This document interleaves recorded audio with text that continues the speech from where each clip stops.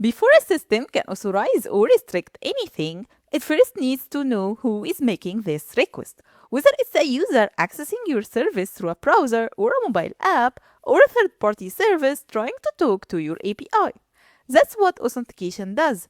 It verifies that whoever is knocking on the door is actually who they claim to be. But here is where most software engineers mix things up. They mix up authentication methods with authorization frameworks. They treat JWT as an authentication method when in reality, JWT is just a token format. They also confuse bearer authentication with JWT, when bearer is actually just how you carry a token in a request, and the token itself doesn't have to be a JWT, it can be anything.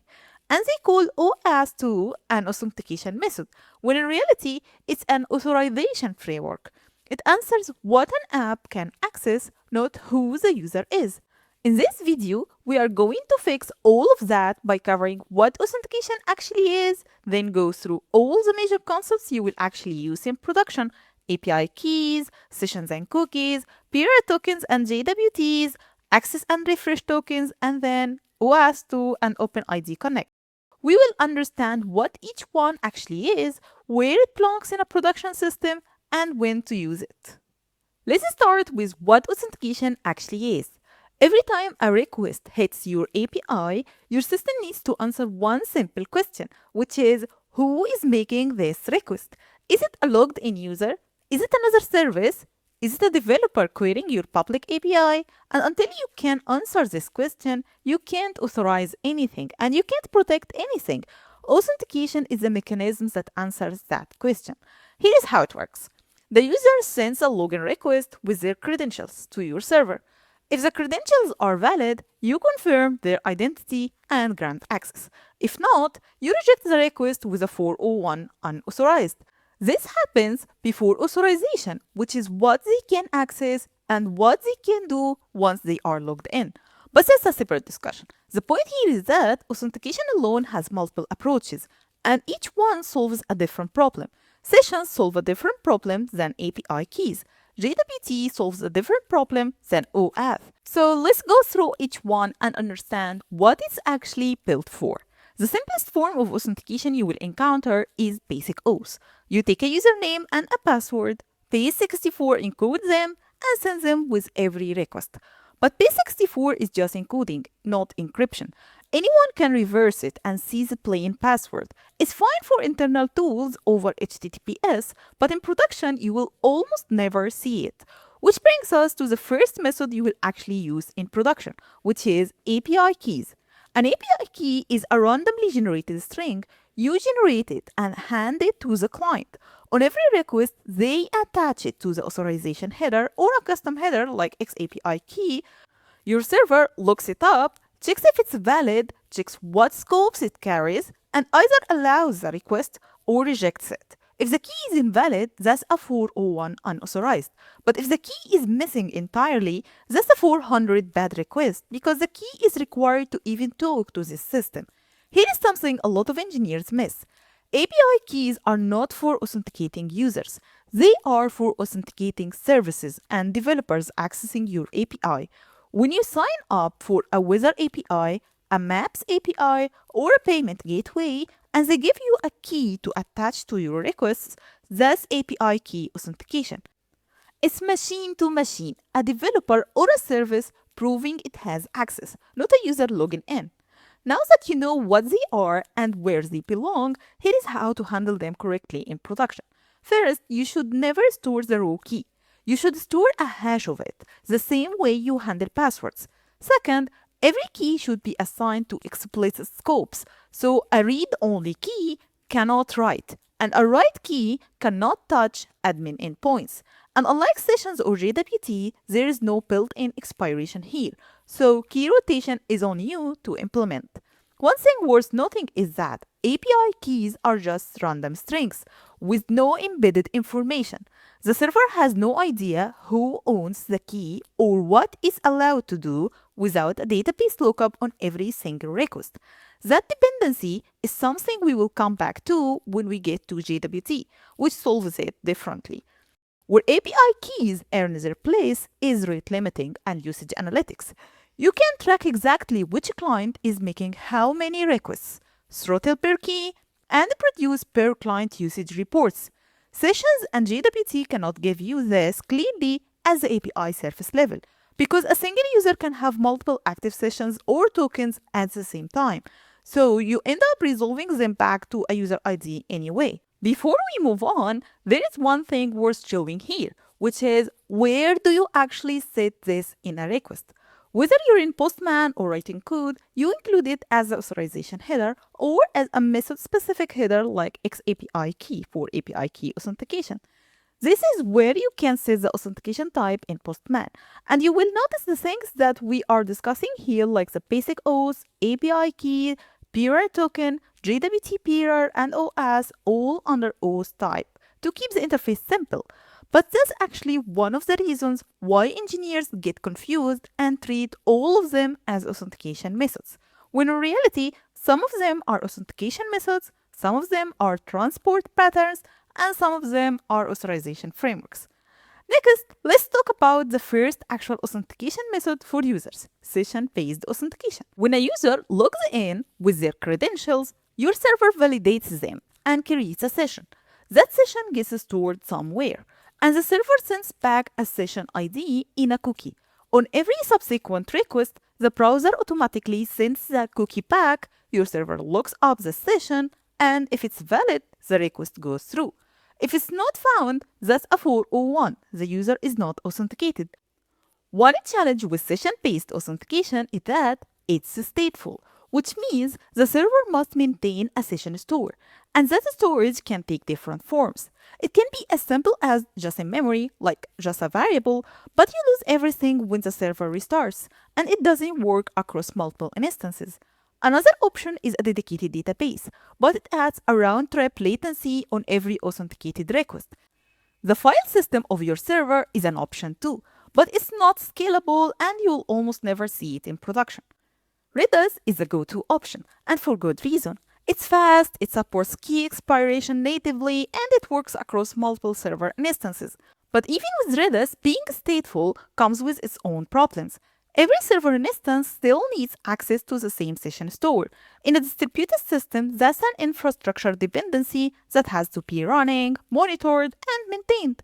It works great for traditional web apps, but it doesn't scale as easily for microservices or distributed systems. The flip side of that statefulness is instant revocation. If a user reports their account compromised, you delete the session and they are logged out immediately. No waiting for anything to expire. That's a property that stateless methods like JWT cannot match without additional infrastructure. Which brings us to token-based authentication. Instead of storing state on the server, you give the client a token after login and they carry it with them on every request. How they carry it is where the confusion starts. A lot of engineers mix up peer and JWT. They think they are the same thing, but in reality, peer is a transport scheme, not a token type. Think of it like a delivery method, and the token is the content it delivers. When a client puts authorization peer in a request header, it's basically saying, here is my token. Whoever holds it gets access. The token itself can be any format your server understands. A random string, a JWT, or anything. Peer is just the transport of any type of token. And what the token actually contains is where things get interesting. Before JWT became the standard, tokens were just random strings with no embedded information. What we call opaque tokens. The client got a token at login, sent it with every request, and your server had to look it up in a database every single time, just to figure out who they were. The token itself told you nothing, it's just a random identifier. That database lookup on every request is the same trade-off we saw with sessions. Every server instance needs access to the same token storage. And if you're running multiple instances, that's a shared dependency that adds latency and infrastructure complexity. So the question becomes, what if the token itself could tell us who the user is without touching the database at all? That's exactly what JWT was built for. JWT or JSON Web Token is a self-contained token that includes data right inside it. Instead of your server looking up who the user is in a database, the token itself carries that information. Let me decode this for you. Literally, a JWT has three parts separated by dots: the header, the payload, and the signature. The header tells your server which algorithm was used to sign the token. The payload is the actual data, things like the user ID, their roles, when the token was issued, and when it expires. You can also add your own custom claims if you want. And the signature is what makes JWT secure. But before we get to the signature, there is something about the payload worth seeing with your own eyes.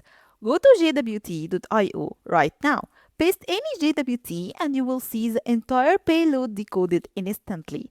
Anyone can read it because the payload is only base64 encoded, not encrypted.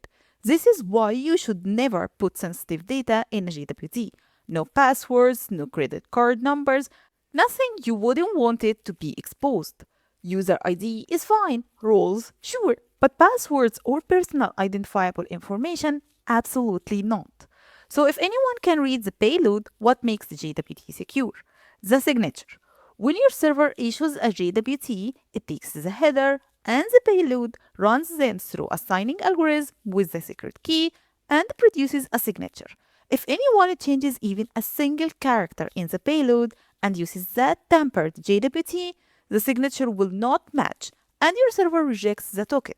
So JWT is tamper-proof, but it's not private, and those are two different things. And to sign the JWT, you have two main options. It is 256, which uses a single symmetric key. Think of it like a house key. The same key locks and unlocks the door. It's fast, simple, and fine when you control every service that touches the token. RS-256, on the other hand, uses asymmetric public and private keys. Think of it like a mailbox. Your private key is the only thing that can put mail in, meaning sign tokens, but anyone with the public key can check what's inside, meaning verify token.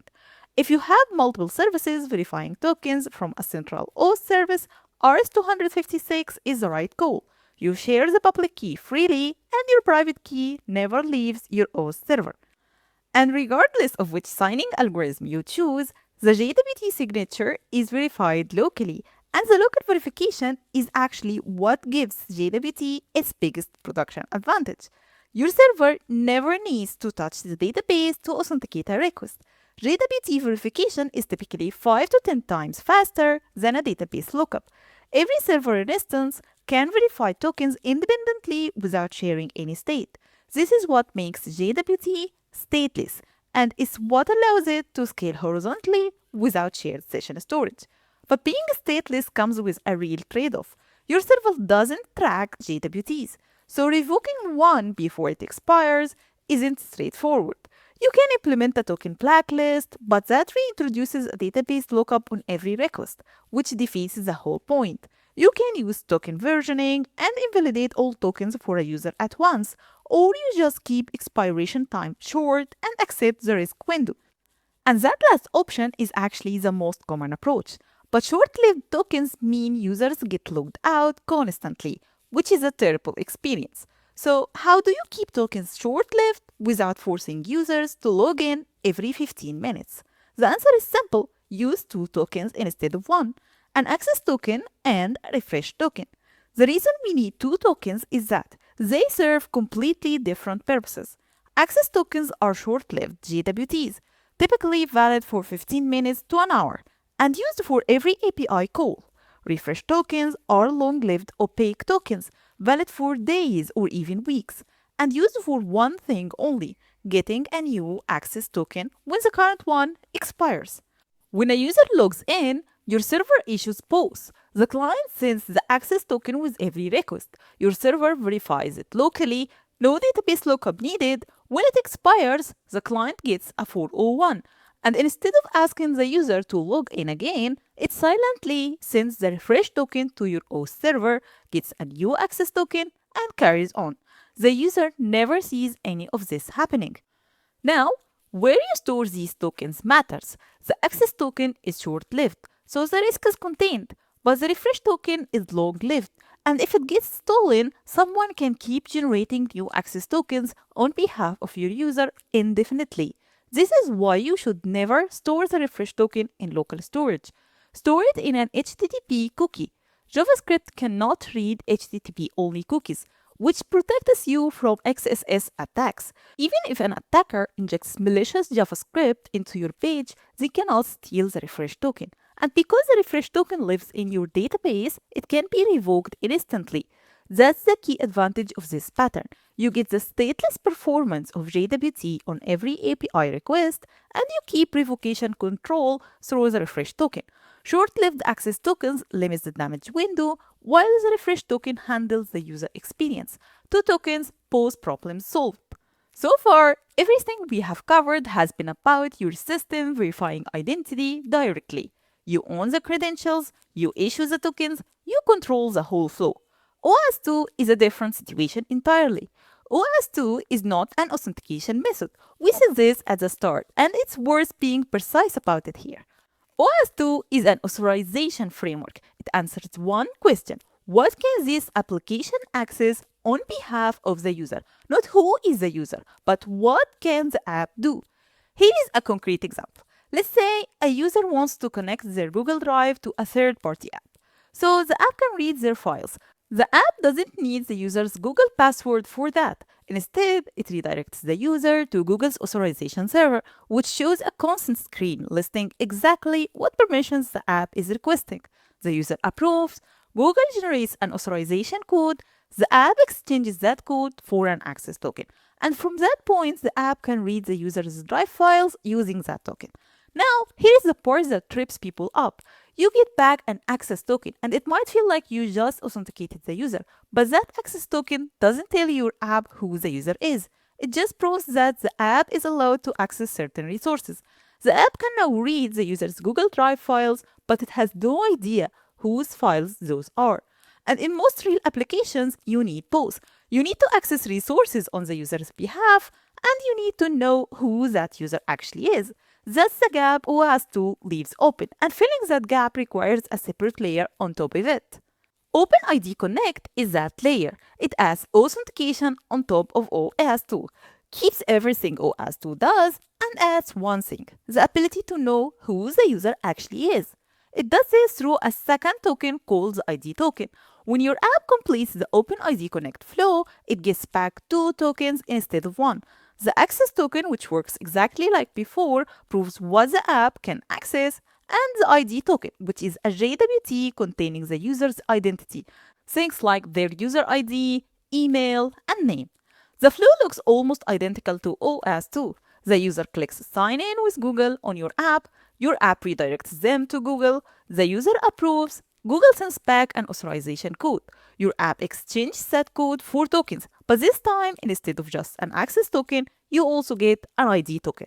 Your app verifies the ID token signature, extracts the user's identity from the payload, and now you know exactly who just logged in. And here is the practical part. Once you have that identity, your app can create its own sessions or issue its own JWT for that user. From that point forward, you handle authentication internally. You're not calling back to Google on every request. You verified the identity once, extracted what you needed, and took it from there. That's why OpenID Connect is the standard behind social logins you see today, like sign in with Google, sign in with GitHub, and sign in with Facebook. OAuth 2 handles the authorization, OpenID Connect handles the identity, both in a single flow. It's secure, scales well, and it means your app never has to handle the user's actual credentials. So we have covered all 7 concepts. Now let's make them actionable. The key is matching the complexity of your OAuth system to the complexity of your actual requirements. Don't use JWT just because it's trendy. Don't use OAuth 2 just because a bigger company does. Use what fits your situation. If you're building a traditional web application and need instant revocation, sessions with Redis are the right call. The operational complexity is worth it when you need to log someone out immediately and completely. If you're building a distributed system, a microservice architecture, or a mobile API and need to scale horizontally without shared session storage, JWT with access and refresh tokens is the right call. Short-lived access tokens, long-lived refresh tokens stored in HTTP-only cookies, and you get both performance and revocation control. If you're exposing an API to developers or other services, use API keys, machine-to-machine access with simple rate limiting and usage tracking. That's the surface they are built for, not for user authentication. If you need users to log in without handling their credentials yourself, use OpenID Connect. Sign in with Google, GitHub, or any identity provider. OS2 handles what they can access. OpenID Connect tells you who they are. Your app never touches a password. And if you're building something that needs delegated access to external resources without identity, like connecting to a third party API on behalf of a user, OS2 alone is enough. The pattern to remember is this: sessions and JWTs are for your own users, API keys are for your API clients, OS2 and OpenID Connect are for when identity or authorization lives somewhere else. Pick for your requirements, not for what sounds impressive in a design review. This is authentication mapped end to end. You now know what each concept actually is, where it belongs, and how to pick the right one for your system. If this was helpful, the next video goes deeper into JWT specifically. We will cover the implementation decisions that actually save you in production, how to structure your token claims, how to handle signing key rotation, and how to implement refresh token rotation properly so your system can detect a stolen token before it causes damage. That's where the production details live. And if you want the production grade implementation without building it from scratch, the Backend Atlas Kit has it ready to drop into your system. Link is in the description. See you in the next video.